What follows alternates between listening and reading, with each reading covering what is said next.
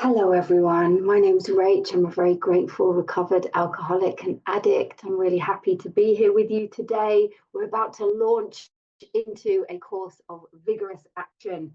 So we are at bottom of page 63, and it just might be helpful. I know there are some newer people online. We're just going to do a little tiny summary of what goes before this really crucial, fundamental step that we're about to launch into step 4. So we're on page 63, and we've got 3 steps obviously before we're at this place, and there's a lot of literature just on step 1. You know, we've got about 52 pages. We've got the doctor's opinion, with Bill's story, more about there is a solution, and more about alcoholism. So there's like 52 meaty pages on that foundation of step 1. But to put it simply, so whenever we start into a bit of the book that refers to a step, I always go back and read it. So the steps are on 59. We admitted we were powerless over alcohol, that our lives had become unmanageable. So loads of literature, loads of writing around that identification. They want us to understand, what is alcoholism? How do I identify with it? What does it mean to be powerless? What does it mean to be unmanageable? What does this spiritual malady look like? Because unless I understand what my problem is, I'm not going to launch into a course of vigorous action. But that first step is actually pretty simple. So just for anybody newer around, if it's a bit like, oh God, there's so much writing in the book, it's actually really simple. It's an admission. It means to concede. It means to confess something that is true. So I hope you can hear me all right. The internet is being a bit dodgy. So to put it simply, step 1 is a yes or a no. I've either admitted I'm powerless over alcohol, that my life has become unmanageable, or I haven't. And then we go into step 2, which is came to believe that a power greater than ourselves could restore us to sanity. So again, we've got another like really juicy, mind-blowing chapter that is, we agnostics, we without. And that chapter is really helping us to smash our old ideas, our prejudices. Why do I have an antipathy, which is a deep-seated aversion? Why do I have an avoidance of this word God? Is it because religion, or I've grown up with some kind of conception of this power greater than myself? We agnostics is really asking us to lay aside everything we think we know. So just have an open heart and an open mind to building a new relationship with a power greater than ourselves. And then, so that again is a really juicy, meaty chapter. But to keep it really simple, it's on page 47. It says, let me just go to it so I don't paraphrase it. It says, we needed to, this is on page 47 about step 2. We needed to ask ourselves but one short question. Do I now believe, or am I even willing to believe, that there is a power greater than myself? So again, it's quite a simple decision. It's like a, do I, am I willing to believe? Okay, cool.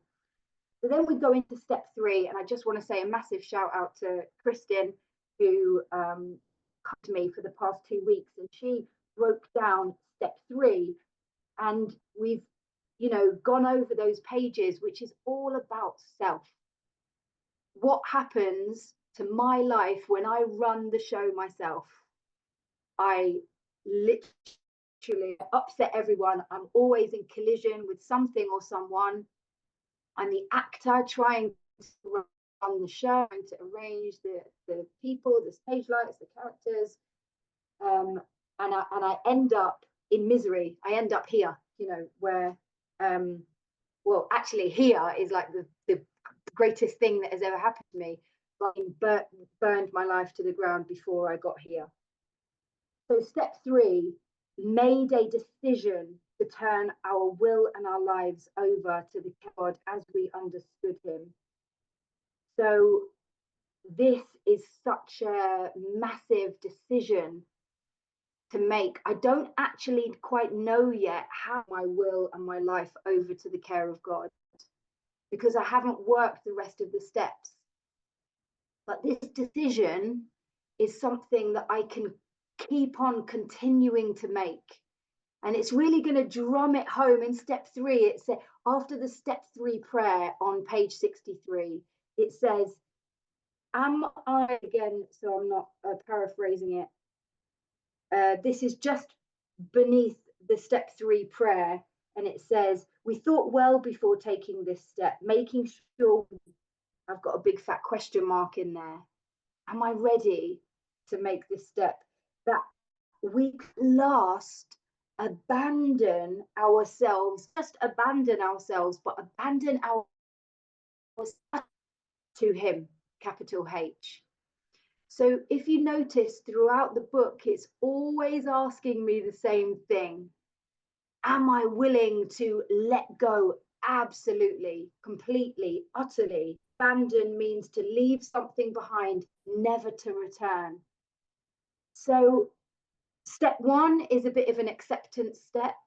I accept that I am an alcoholic, that there is, we did the 3 pertinent ideas, or Kristen would have done the A, B's and C's on page 60.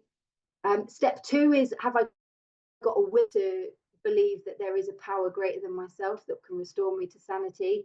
Step 3 is making a decision to go ahead with the rest of the step. So that's actually quite, well, I shouldn't say it's an easy thing to do. When you're faced with alcoholic destruction, when you're when you've been beaten into a sense of reasonableness, that's usually when we're like, okay, I'm willing, right? And now we're about to launch into a beautiful step. So we'll just read page 59. And so step 4, made a searching and fearless moral inventory of ourselves. Okay, so the action is that we're going to make a searching. So that implies that I'm going to look deeply.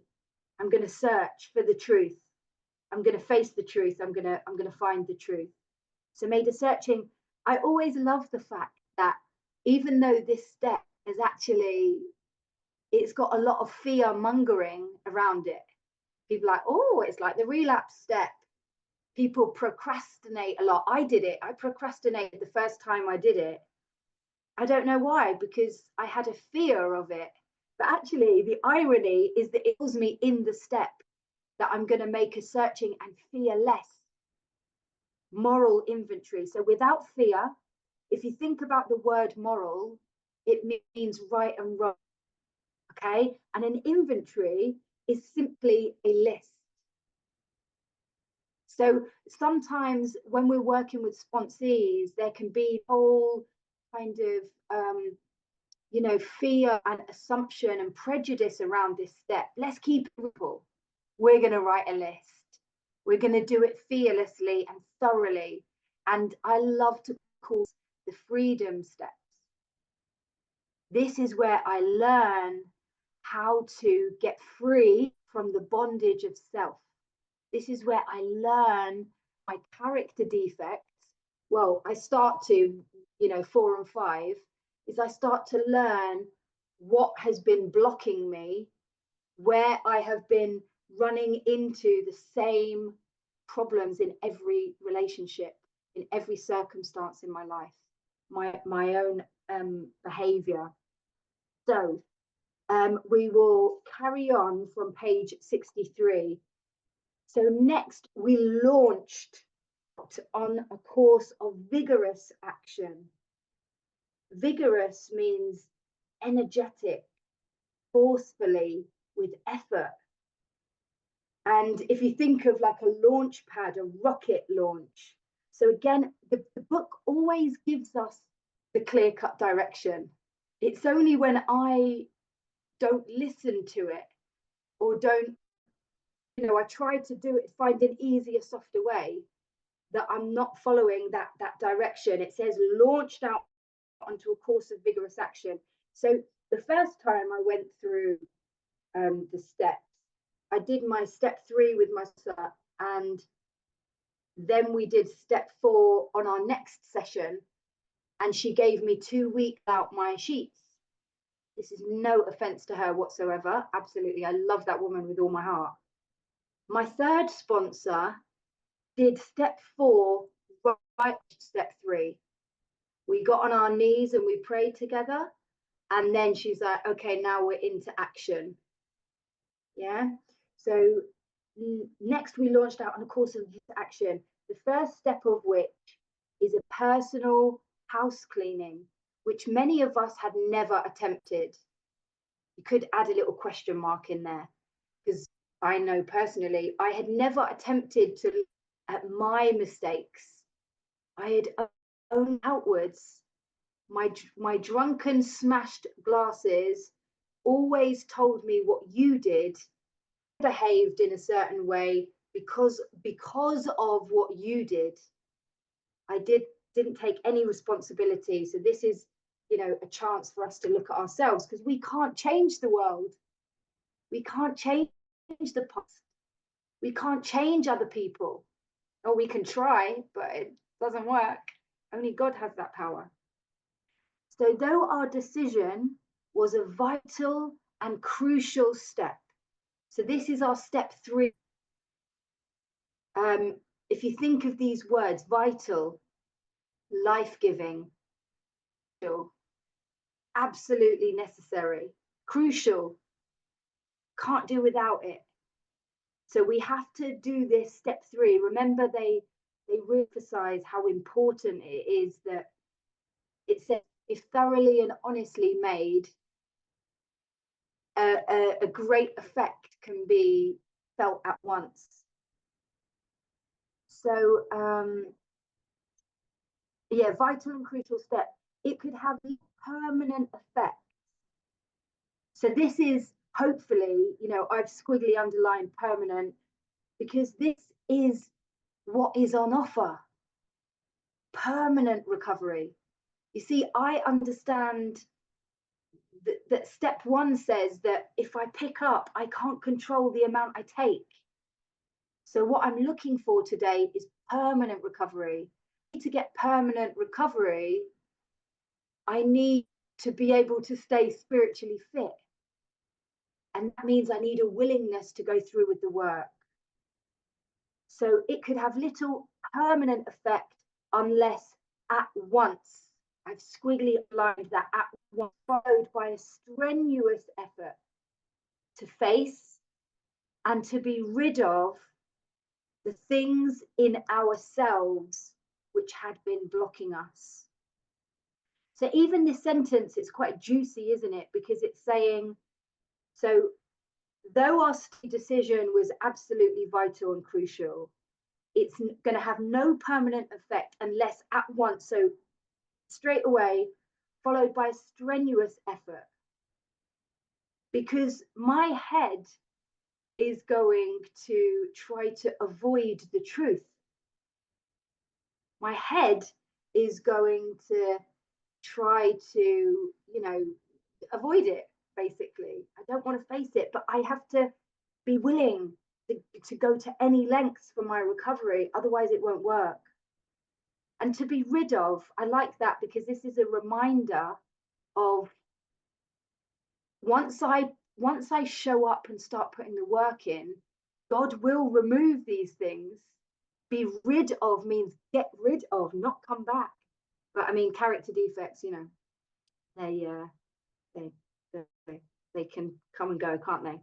So these things in ourselves, this we've just covered in the last few weeks, all the problem of self.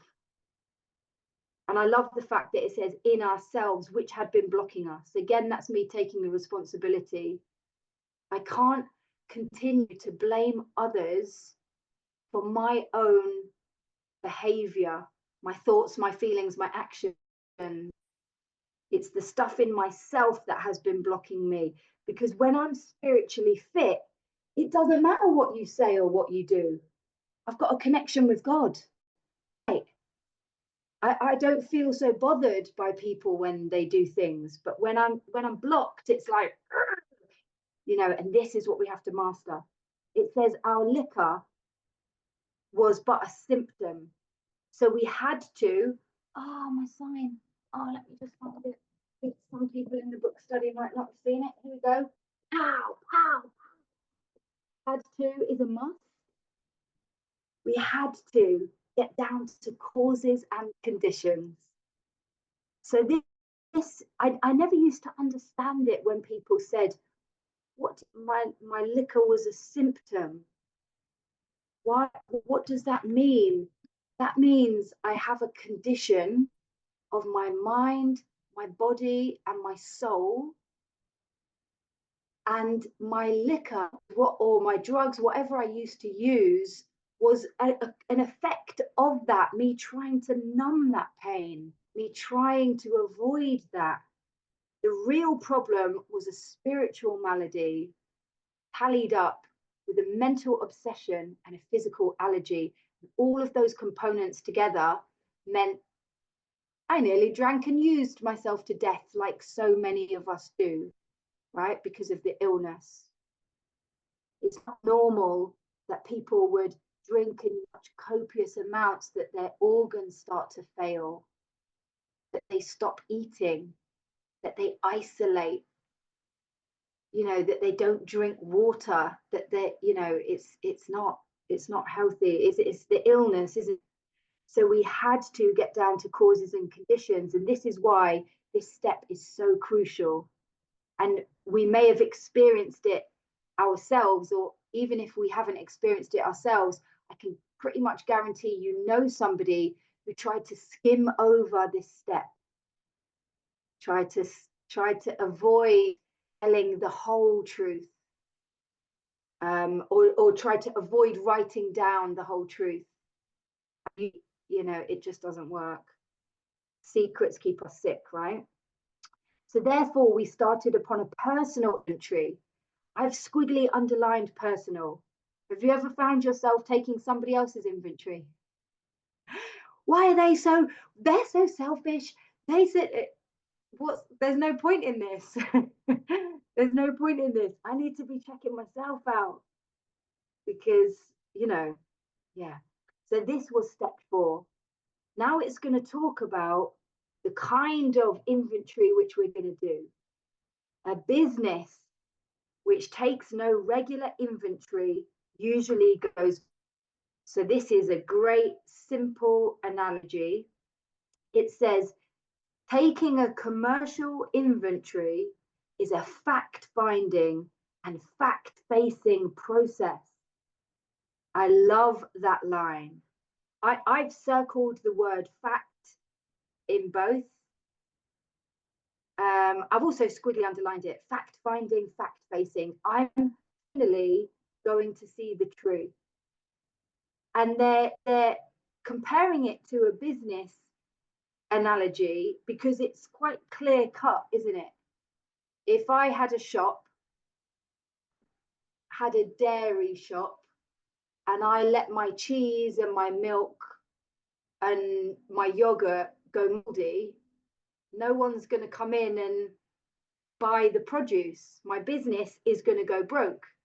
So if I continue to hold on to these resentments, these fears, this bad conduct of myself, harming myself and others, I'm going to continue to file unhelpful life. I'm going to be full of fear. We talked about the bedevilments on page 52. Full of fear, having trouble with personal relationships, couldn't control our emotional natures, couldn't make a living. This is not the way God probably wants us to live, right? So I need to get down to the fact-facing, fact-finding. It is the truth. I love that. highlighted, underlined it. Discover the truth about the stock in trade. So again, we're sticking with this business analogy that we're just simply writing a list, what works, what's saleable, rid of. I wouldn't hesitate if the moldy cheese, I wouldn't hesitate to get rid of it. I wouldn't try to, polish it up and sell it. I'd be like, right, I need to get some more cheese. So one object is to disclose damaged or unsaleable goods, to get rid of them promptly and without regret.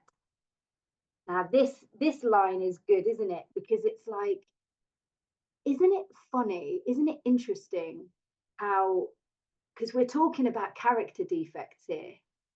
What it says here in the book is the object of this process is to disclose, so to discover damaged or unsaleable goods. So my control issues, my manipulation, my jealousy, my anger, my character defects are unsaleable, they're damaged. And it's telling me that I want to get rid of them promptly and without regret. The human mind, I guess it's because they're so entrenched.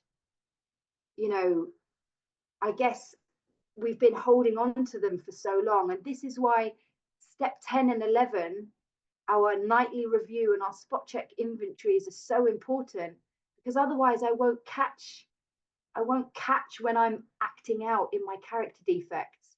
But steps 4 and 5 are going to uncover that for the first time.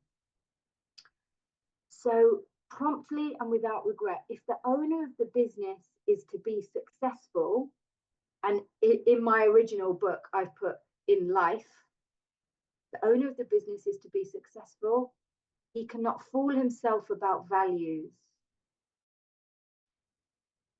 And also, I don't know about you guys, but it's so painful to live in character defect. It's simple. It's like, why wouldn't I want to know these things so I can get rid of them?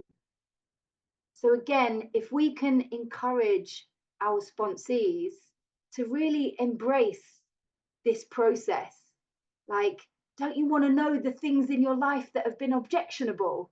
Let's find out. I'll share with you my stuff. I've got all these character defects, as have you, and then we can learn how to get rid of them promptly and without regret and have a better life. So we did exactly the same with our lives. We took stock honestly, there's a good word, without deceit, truthfully, honestly. First, we searched out the flaws in our makeup which had caused our failure. I've put a question mark after that. Again, just to be really honest, we just covered, page 62, where it talks about selfishness and self-centeredness is the root of my troubles. So my selfishness and all of my character defects are the flaws in my makeup which have caused my failure. Do I want to know what they are so I can start flipping it and working in the asset of God's love, so that I can, be a more functioning, happy, helpful, useful human being? This is a good line. Being convinced that self manifested in various ways was what had defeated us. We considered its common manifestations. Again, this reoccurring thread. The beauty of this program is that I didn't even know how selfish and self-centered I was, but it was the root of my troubles. And then by doing this process, I'm learning that in every situation, every relationship, all of my fear, it's all rooted in self. It's manifested in lots of different ways, but beneath it all, it's, what do I want? How do I want it? When do I want it? Why do I want it? Me. And it's defeated me. So now the beauty of the program is that we're training to be selfless. Me and Sponsee were talking about this earlier. Isn't it crazy that all of us alcoholics and addicts are on a book study on a Friday evening or morning, wherever you are, learning about the book so we can give it away for free? It's just like, what's even happened to us? It's magic. It's magic. So here we go. This is such a crucial page, isn't it? I mean, the amount of times going back to this bit with myself or with sponsees, you know, because it's always going to come up. Resentment. So that word, the Latin old French word ressentir, to refeel. It doesn't just have to be anger. I could be re-feeling guilt. I could be re-feeling remorse. If you think about it in a kind of maybe a Buddhist philosophy or an Eastern Asian philosophy, it means not living in the now, right? It's the insanity of living in the past or in the future, which is part of my problem, because I'm scared of the future and I'm ashamed of the past. So resentment, to refeel, is the number one offender. It's telling me here, number one offender. I've also, which rings true a lot of the time, isn't actually in the book, I don't think, but romance and finance, the money and the honey, resentment, money, honey. I can see you all nodding. You're all like, yes, that's definitely true, because it sends us doolally. Resentment is the number one offender. Here we go. Powerful words. It destroys more alcohol than anything else. Powerful words. Destroys. It doesn't say here, ooh, it kind of hurts a little bit. You kind of get a little bit bruised by resentment. It says destroys. I've heard so many stories about people going out on a resentment, you know, and maybe that not wanting to be honest. You know, recently I struggled with a really deep, futile resentment.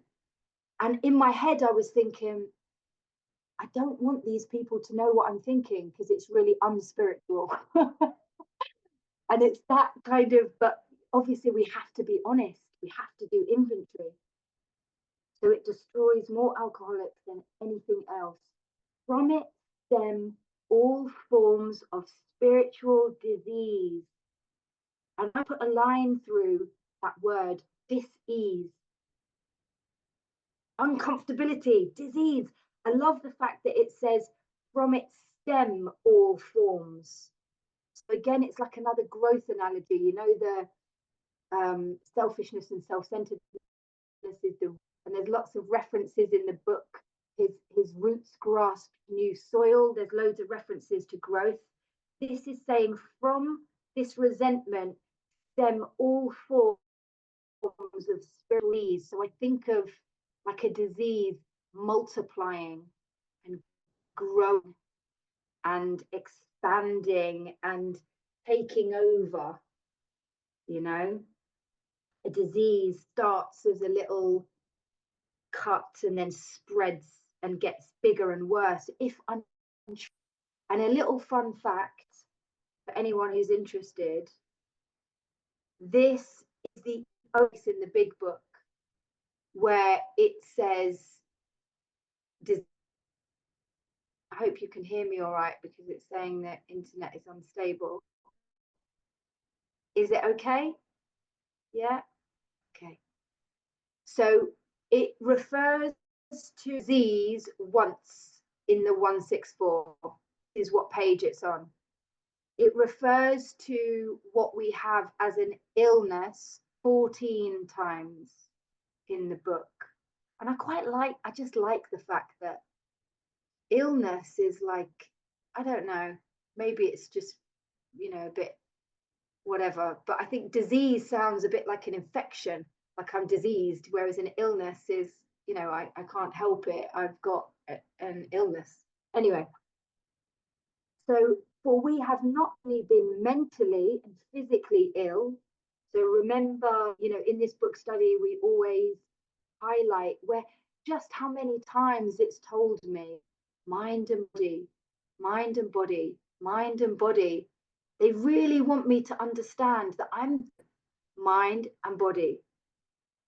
So we have not only been mentally and physically ill, we have been spiritually sick.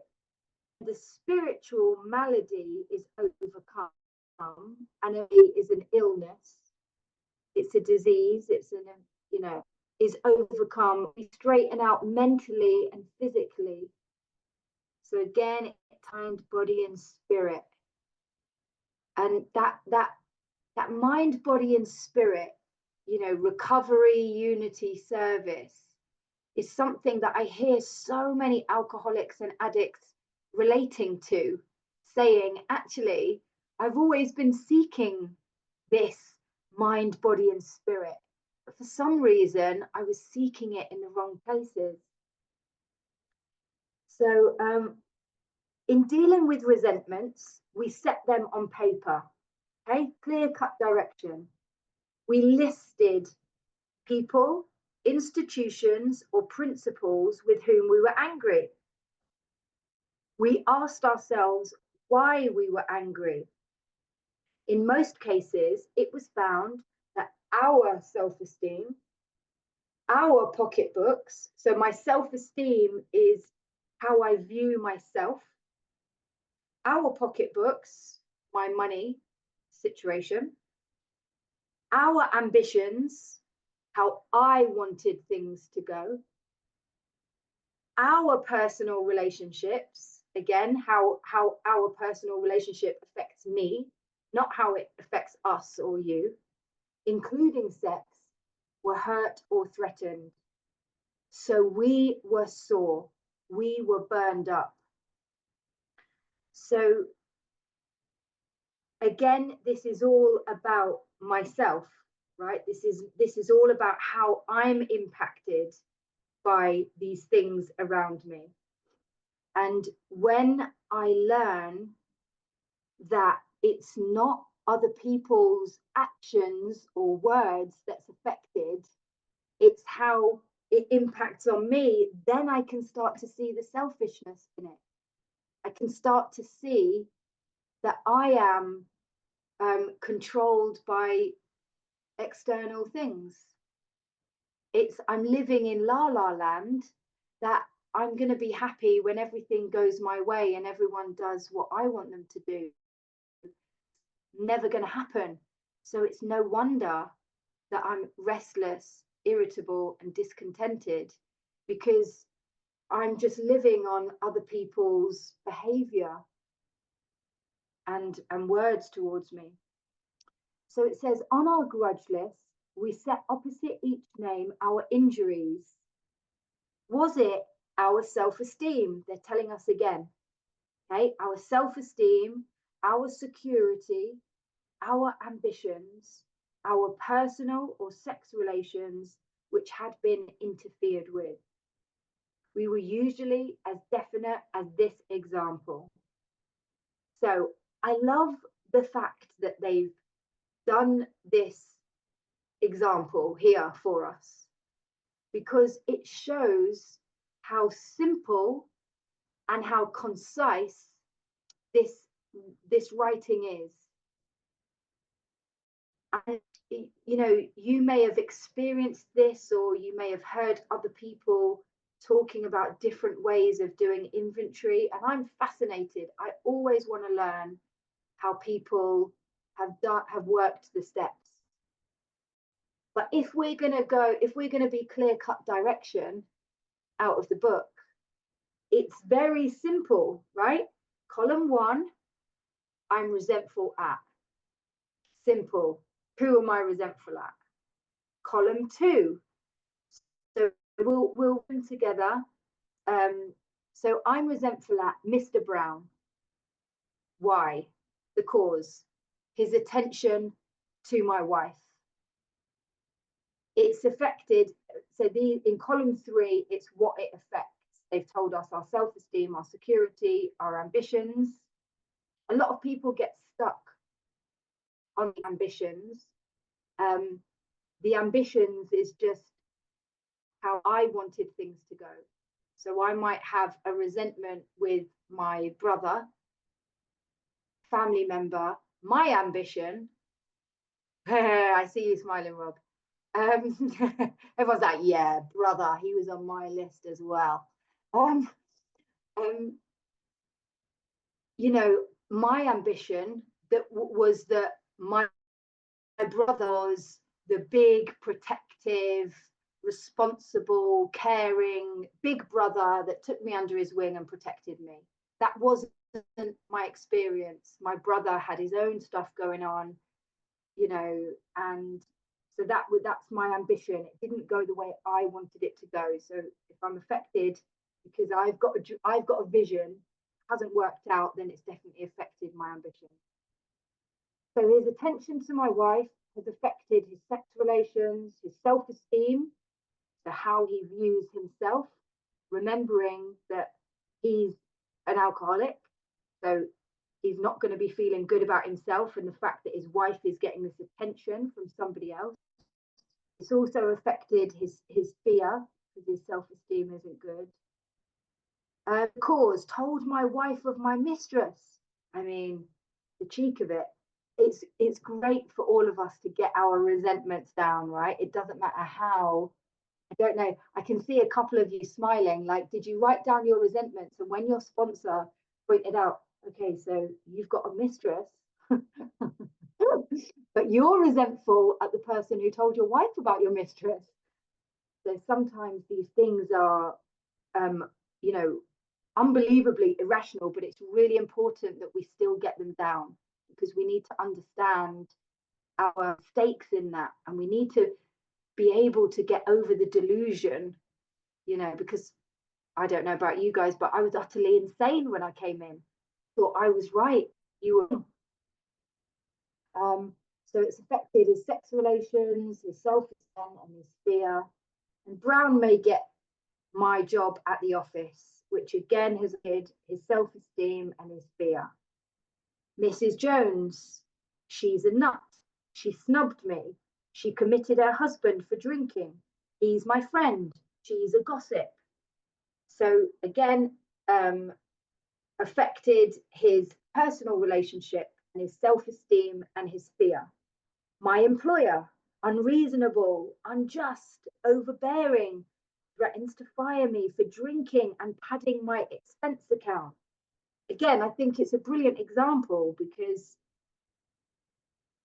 so many of us justify our resentments not knowing that padding the expense is stealing from the horse that feeds you.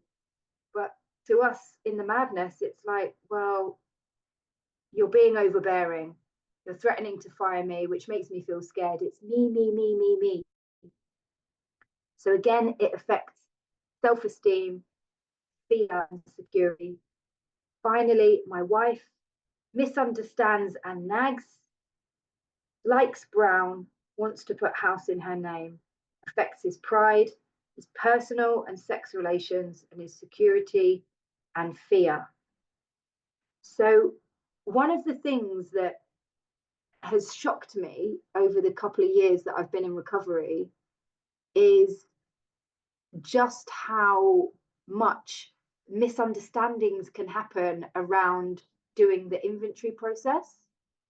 So my first sponsor, she sent me some sheets and they had charts on them, which had small boxes, because if you look at the space that it's taken, it's very concise. But the amount of people who have misunderstood, even though the clear-cut directions have been given, and they've ended up going, oh yeah, I did an Excel spreadsheet and I filled it out digitally, so that's it. And it says here, we set it. So I'm very literal. Like, I just want to do it the way the pioneers did it. You know, I just want to do it clear cut as it was outlined in the book, because that has been proven to work. So yeah, so many people, oh, I've out myself and I've done a life story. Okay. Yeah, yeah. Okay. So we went back through our lives, not counted, but thoroughness and honesty. That is so important. I've put a big fat exclamation mark at the end of that. Nothing but thoroughness and honesty. Remember back on page 58 where it says the result was nil unless we let go absolutely. Half measures availed us nothing. Here it says nothing counted, but thoroughness and honesty. I love that phrase. How free do you want to be? You know, when we were finished, we considered it carefully. The first thing apparent was that this world and its people were often quite wrong. Question mark. It's a good place to ask your sponsees or ask, have I thought that the world was wrong? I'm right. The, you know, when you start to get a bit more spiritually fit, you start to look at this and go, oh, yeah, the common denominator in all of these situations was me. But I believed that the world was wrong. To conclude that others were wrong were as far as most of us ever got. Question mark. It was that you. Can you relate to that? The usual outcome was that people continued to wrong us and we stayed sore. Question mark. And that you kind of embellished the story a little bit. When you're smashed and it kind of gets a little bit worse, it's sort of, you get more justified. You're like, yeah, that was really bad what you did to me 25 years ago. That was really awful. No wonder I'm annoyed. So I don't want to refeel things like that. I want to refeel love and joy and happiness and gratitude. Sometimes it was remorse, and then we saw at ourselves. Question mark. Who can relate to that? Going round and guilt, remorse. But the more we fought and tried to have our own way, the worse matters got. Question mark. So again, we've just gone over those pages about I can be really virtuous and kind and generous and self-sacrificing until I don't get what I want. Then I'm going to exert myself even more, and I'm going to become angry and demanding and, you know, all of the words they said on page 62. So as in war, the victor only seemed to win. Italicized themed. So as in war, somebody might think they've won, but actually everyone's been harmed. No one's really won because everyone's in pain. Our moments of triumph were short-lived. Question mark. Did you ever, can you relate to that feeling of being like, I am going to get you back for that? And then there may be a tiny little period where you're like, yes, you're in pain, I won. But then it's like, I'm back to feeling horrible again, because God doesn't want us to be unhappy or angry. It's like I'm not in God's flow when I'm in my character defects. I'm in my flow. without God's help, right? So here we go. This is a powerful sentence.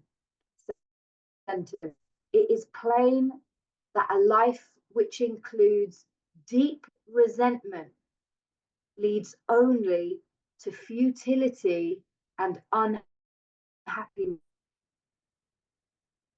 So deep resentment and futility means pointlessness.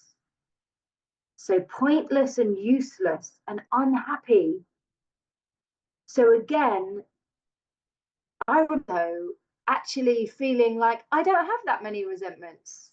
Can you relate? It's like, we're going to do step 4 and you're like, I don't actually have that many. And it's like you start writing and you're like, whoa. You realize just how deep some of these things go, like going way back.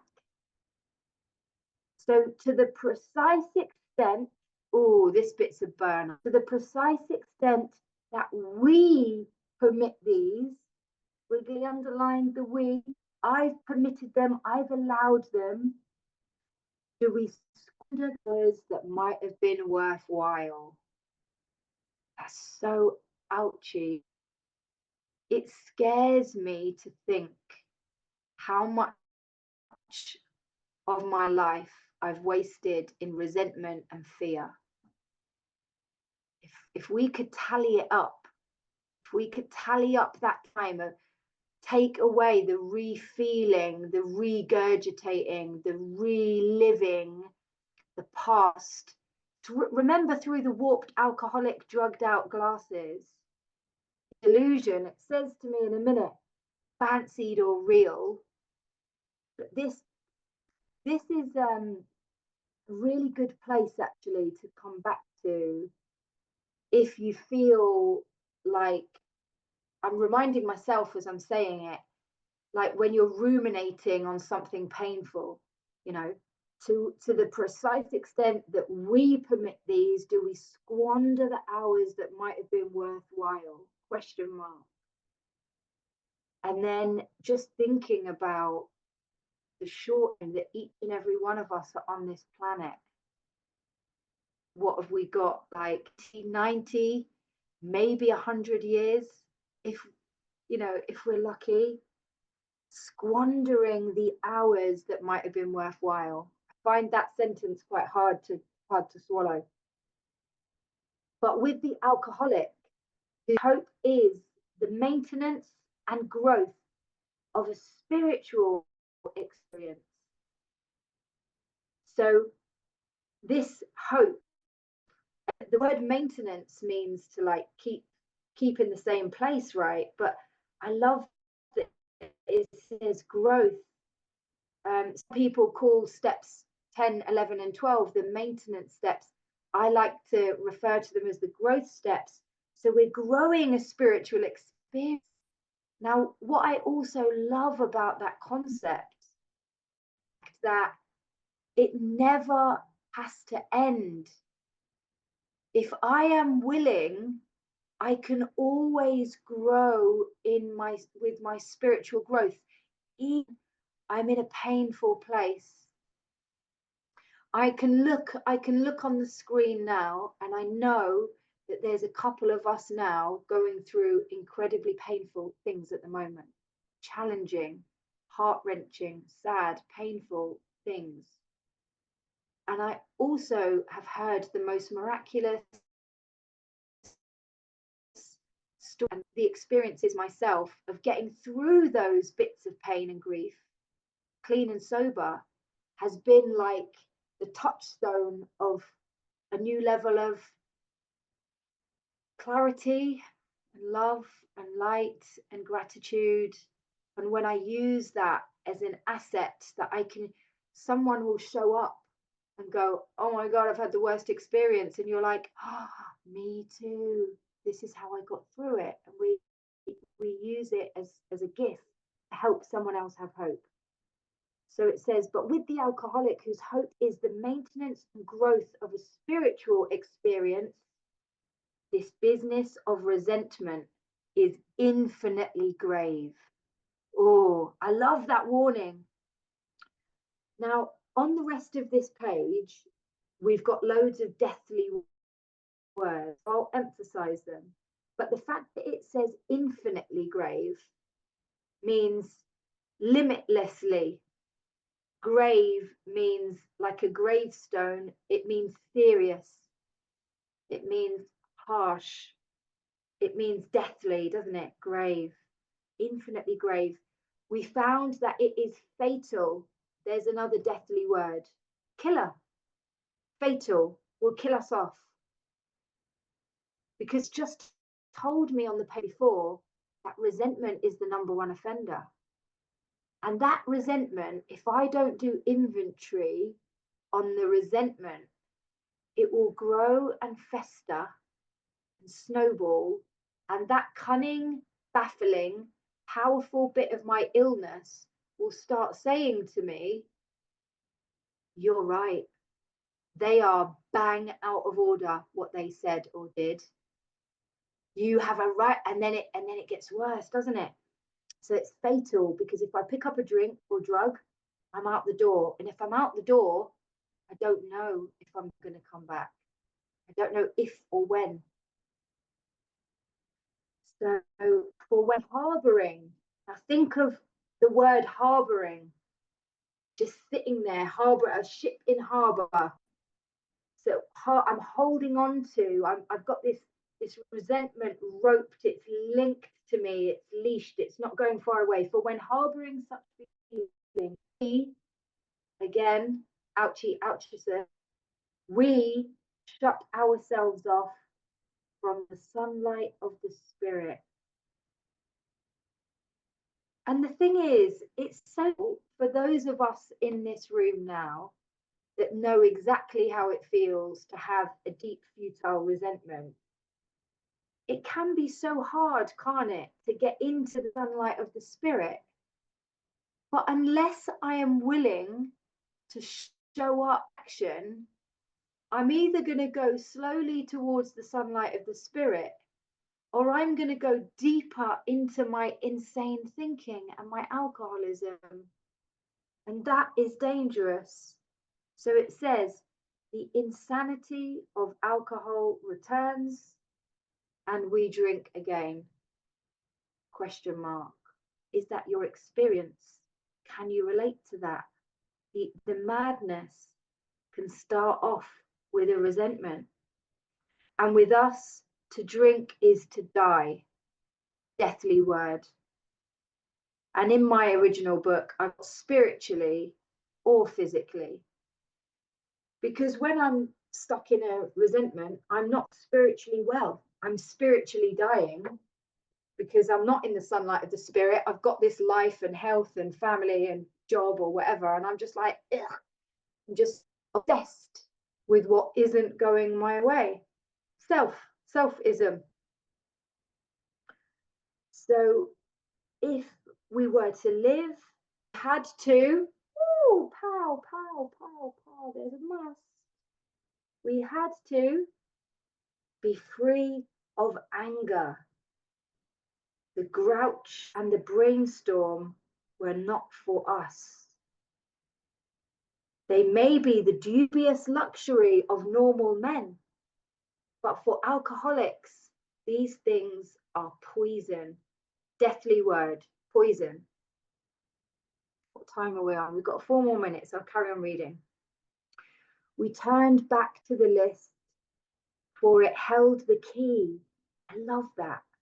It held the key. So I've squiggled that because this is, we're going to unlock the truth. We're going to unlock freedom. Held the key to the future. We were to look at it from an entirely different angle. Question mark. Isn't it magic that this process allows me, before coming into recovery, I did not look at it from a different angle. Every situation in my life, I looked at it from, well, how do I view this? I didn't know there was any other way to be. But the 12 steps has shown me how to be selfless, how to be humbled, how to be right-sized, how to be accepting of what God wants for me, not what I want for me, what God wants for me. So we began to see that the world and its people really dominated us, question mark, ouch. But isn't it true? You say this, or you do this, or you behave like that, and I'm maladjusted to life. I can't deal with it. I react like a child, or I try to manipulate to get my own way because I'm not seeing the truth. Is that it's my selfishness. How has this affected my self-esteem, my personal ambitions, my sex relations? Me, me, me, me, me. So the world really, people dominated us. Ouch, didn't know that before. And that's why it's like in that state, I can't be peaceful, can't be content, because I'm only happy dependent on what you do.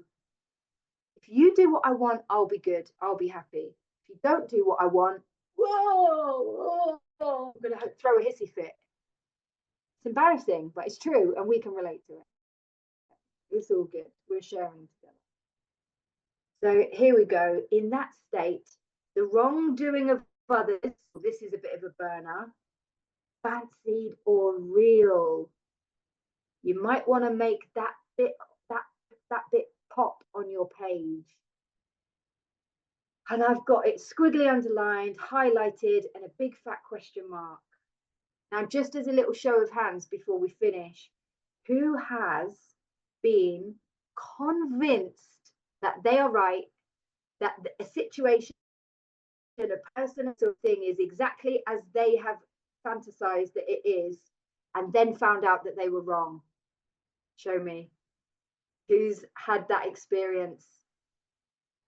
Isn't it weird how you really believe that you're right when you're in it, and then when you get the correct information that you're wrong, it's like, wow, my whole body and mind and spirit believed what my head told me, and I was wrong. So I really like to bank those situations. I inventory it, tell myself, help me remember this the next time I'm convinced that I'm right, how wrong I was in this situation. I find that really humbling. I'll just finish this sentence and then we'll wrap it up. So in that state, the wrongdoing of others, fancied or real, had the power to actually kill. There's another deathly word. And we'll leave it there because I don't want to overstep my time. Thank you so much for being here and listening. I'm so grateful for you all.